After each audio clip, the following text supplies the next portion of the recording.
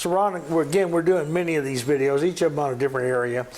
Can you give us another area that we haven't talked about so far? Yeah, the concept plan has a number of areas that need to be discussed. We are getting close to the end of the list, and I encourage our watchers to view every single video, and then you will know everything that was proposed to the city. It's important to note that a lot of these things can be done very quickly and inexpensively. Costs the city almost nothing to go to form-based zoning. I mean, they have to rewrite some ordinances, but it doesn't take a whole lot of money or a whole lot of time to do that. They may want to bring somebody in to help do it. Or by the way, why don't we just go copy Mansfield's and then let's just modify it to meet our needs. You know, I talked about on the last video making the sign ordinances simpler. And you know, I talked about metrics, but at least once a year we should count the vacant buildings and at least the areas where the overlay is. If that's the area we're targeting to do better, then we should know. If last year we had 112 vacant buildings, are we now at 103? Are we at 124?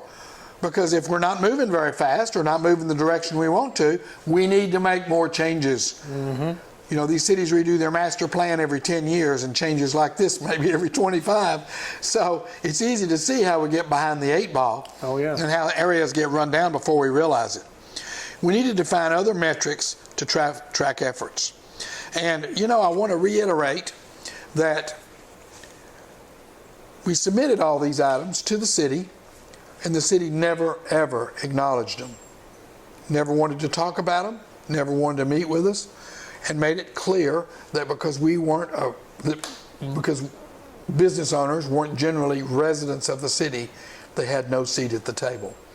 So it's easy to see that we're not going to make a lot of improvement very fast if we're not going to consider the business owners as stakeholders. And waiting to implement such ideas drags on for years and years and years. And by the way, you know what I always say, first you got to make a plan. First you have to realize there's a problem. I don't believe Haltom City's even done that. I don't think they're really seriously stopped and said, oh my God, we have a problem. They don't want to talk about problems. Talking about problems is no fun. Then after you recognize the problem, you have to get serious about what is the problem, how do we define the problem, how do we measure the problem, and what kind of solutions might we put in place. And you know, it's easy to see with some public hearings that could be contentious and take a moment or two.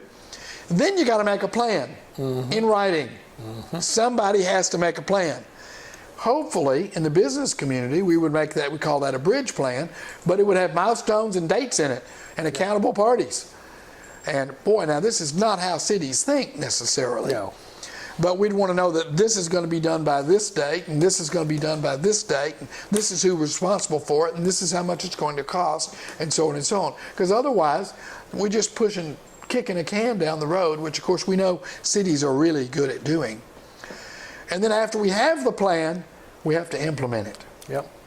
The steps I just described are daunting for any really accomplished business person.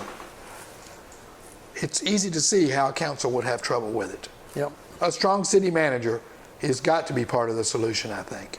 Anyway, I hope you'll watch the videos on the concept plan. And of course, there's lots of other videos too, to learn more about what we're doing.